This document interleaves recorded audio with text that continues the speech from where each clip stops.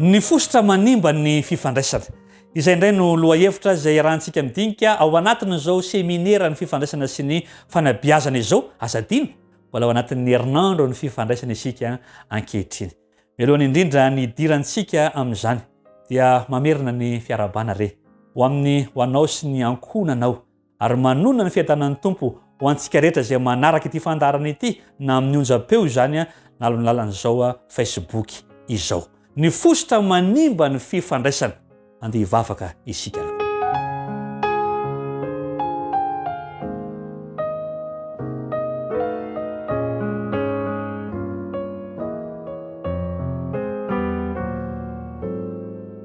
Raha io, raha nokatra ny teninao indray izay amin'izao takariva izao. Ianao hatrano ny irenay hanokatra ny fonay ary mitenena raha io fa vonina ianao izahay amin'ny anaran'i Jesosy. Amen.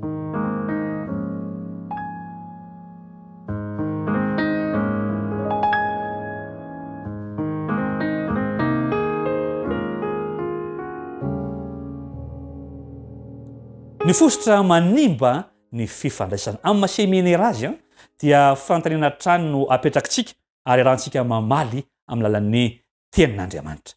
Ny fanontaniana voalohany ary tena hoe inona no nafafy Satana mba hanimbana tsikelikely ilay fifandraisana izay naorina Andriamanitra tao edena. Genesisy 3:7-4. Ao amin'ny Genesisy 3:7-4 dia mivako toy izao amin'ny anaran'i Jesosy. Ary hoy menarana tamin'ny ravehivavy, tsy ho faty tsy akory ianareo. 5 Fa fantatra Andriamanitra fa amin'izay andro inananareo azy dia ahiratra ny masonareo ka ho tahaka an'Andriamanitra ianareo alala ny tsara sy ny ratsy.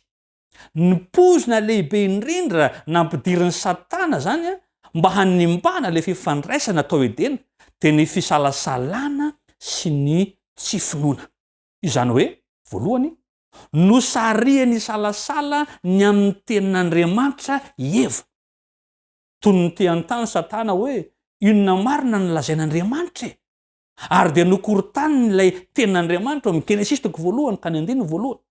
Ataony Satana izay ahatongay sy ahatonga anao tsy ahatsiaro intsony ilay andiny tsoratra masina teny ilaina ka isalasala hoe tena ao anatin'ny Baiboly ve izany? Ny faharoa, nosarihany indray avy eo isalasala avy eo amin'ny fahamarinany tenin'Andriamanitra. Izany hoe toy ny milaza Satana hoe tena izay ve ny tenin'Andriamanitra? Mino izany ve ianao? Ao amin'ny Genesisy 1:1-4. Ary raha tsaronao dia ilay teny nataon'ny Satana izay ahatonga anao isalasala ny amin'izay tena tian'Andriamanitra olazaina. Izay no tanjony. Ary ny fahatelo, nosarihan'ny Satana avy eo Eva isalasala ny amin'ny toe-tsain'Andriamanitra sy ny toe-tsain'ny lalàna. Tia laza zany Satana hoe ny tombontsoa rehetra tokony ho anareo mihitsy no sakanan'Andriamanitra e. Fa tsy tian'Andriamanitra hitovy aminy ianareo. Eo amin'ny 5. Ataon'ny Satana izay ahatonga anao, ahatonga ny olombelona ho resy lahatra fa tsy misy tombontsoa ao anatin'ny fanarahana izany tenin'Andriamanitra izany. Ary io ihany no fomba ataony rehefa anakorotana ny mpinamana, ny mpivady, ny mpianaka ary ny mpiaramonina tsirairay avy. Akorotany teny ataony tsirairay anka tsy mifankahazo teny intsony ny olona. Akorotany ihany koa ny hevitry ny teny rehetra ka tonga rafitrady ny zanak'olombelona. Ataony mifampiayay amin'ny toe-tsaina manosika antsika rehetra dia lasa mifampiayay isika. Ohatra hoe inona zao ny tanjony amin'izany teny zany? Inona zany zao no ambarany ray amin'izany teny zany?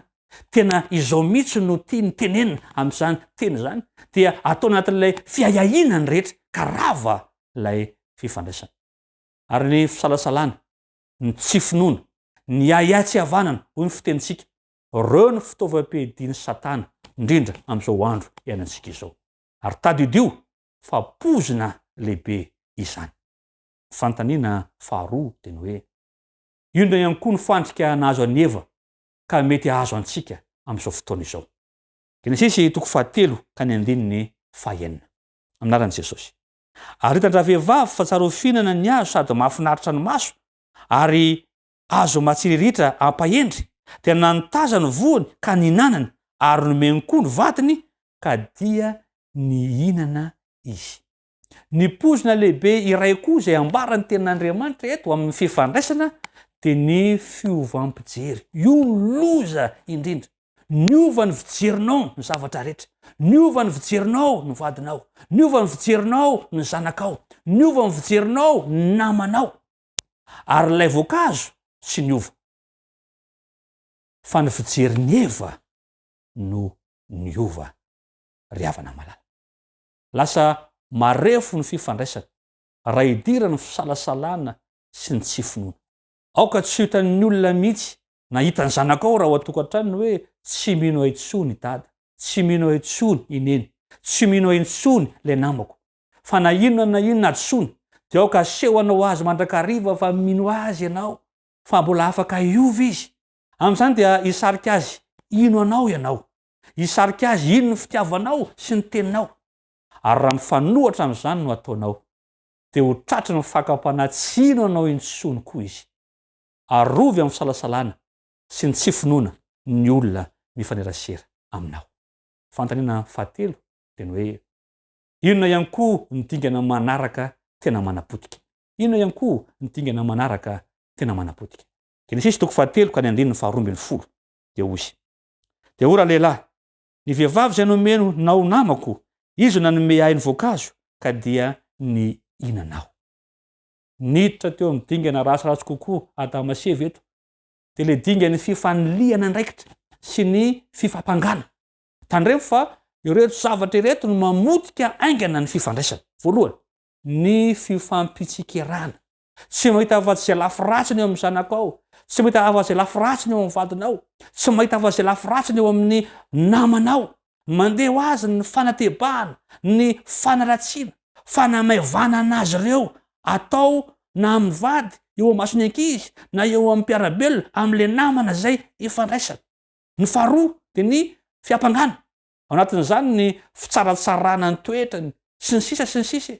Tafiditra amin'izany koa ny fihetsiky ny ray aman-dreny sasany raha nandona latabatra ohatra ilay ankizy ka nisy rano very.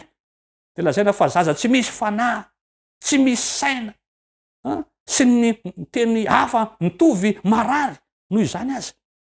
Indraindray nefa tsy fantatsika akory fa efa mitombo taona ka mialava izy ary tsy voarefony izany alavany izany, izany fitombony izany, dia nanana olana izy ka mety nahadona na namotika an'le vera.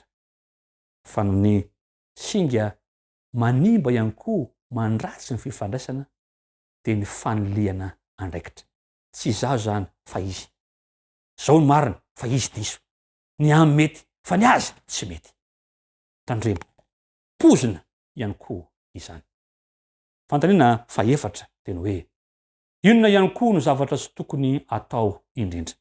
Eo amin'ny andininy fahavalo amin'ny Genesis 3:7. Nara Jesosy. Ary nandray an' Jehovah Andriamanitra nitsangatsangana teo amin'ny say izy rehefa ho hariva ny andro. Ary raha lehilahy sy ny vadiny niery ny tavan'i Jehovah Andriamanitra tao anaty hazo tao amin'ny sa. Aseho an'Andriamanitra hatrany fa tsy misy olana tsy vitan'ny fifampiresahana. Ny fandosirana, ny fiefenana, ny fierena dia vao mainka mampitombo aza izany. Ary izay maniry ny aretany fifandraisana na eo an-tokantrano, na eo amin'ny fiarahamonina dia tsy tokony hanapaka ny fifandraiserana sy ny fifampidiniana. Ny ray aman-dreny dia tokony aneo ny faratsy ny reny toetra ireny ka aneo modelin'ny fisokafana hatrany amin'ny fahafahan'ny ankizy mamboraka ny marina, mamboraka ny ao am-pony, ka mba hampisy ny filaminana ahatonga azy ireo ho tony ilamina amin'izany. Ary ny fihetsika miritona azadino, ny fihetsika mora tezitra, miritona rehetra sy manaraka fihetsem-po fotsiny dia mitera-doza sy manimba. Tahaka an'Andriamanitra ny ray aman-dreny dia tokony hitady fomba mandrakariva iarahana amin'ny ankizy, iarahana amin'ilay namako. Ary na ao an-trano na programa manokana toy ny fitsangatsanganana, miara-milalao, miara-mira sy ny sisa dia afaka anaovana, anatanterahana izany avokoa. Ny fanontaniana fahadimy dia ny hoe inona ny filamatra tsara indrindra, inona ny filamatra tsara indrindra. Joba toko voalohany ka ny andininy fahatimy. Ao amin'ny Joba toko voalohany ka ny andininy fahadimy mivako toy izao amin'ny anaran'i Jesosy. Ary isaky ny tapitra ny tsingerina ireo andro fanasana ireo, tena niraka Joba ka nanamasina ireny, ary ny fo maraina koa izy ka nanatitra fanatitra dorana araky ny izy rehetra. Fa hoy Joba, fandray efa nanota ny zanako ka nandahan'Andriamanitra tao am-pony. Izany nataony Joba mandrakariva. Tiako loatra izany. I Joba nivavaka ho an'ny zanany mandrakariva. Ary ny fananganana altara, na ny hoe fitoam-pivavahana ao an-tokantrano, tena manome toky ny ankizy izany. Tsy hoe modely tsara fotsiny ihany izany, fa manome hery ho azy ireo ihany koa, mampitombo ny fitokiany ny ray aman-dreniny sy ny tokantrano misy azy, satria atsapa ny fanatrehan'Andriamanitra izy sy ny fiarovany mandrakariva eo amin'ny fiainany. Ary raha zany fikatsahana ny fiarovan'Andriamanitra zany no manjaka eo amin'ny finamanana na mpiara-mianatra na mpiara-miasa ho fahasambarana ny fifandraisana. Ny fantana fahenina, ino ny fanapa-kevitrao manoloana izany. Raha zany ny endrika nanehoan'Andriamanitra ny fifandraisana, raha zany ny endrika nanehoan'Andriamanitra an'ilay lohahevitra zay resantsika teto androany, lay fosotra manimba ny fifandraisana, andeha ho ataontsika fiainana ihany koa izany. Ka ty le toetra ny Joba ity no andeha ho ataon'ny toetra ny tsirairay eo am-pifandraisantsika amin'ny hafa, de nivavaka ho azy ireo. Hiala amin'ilay toetra fifandliana, fifampitsikerana sy ny maro samihafa, fa anao ny hafa ho ambony noho ny tenany avy. Hivavaka isika.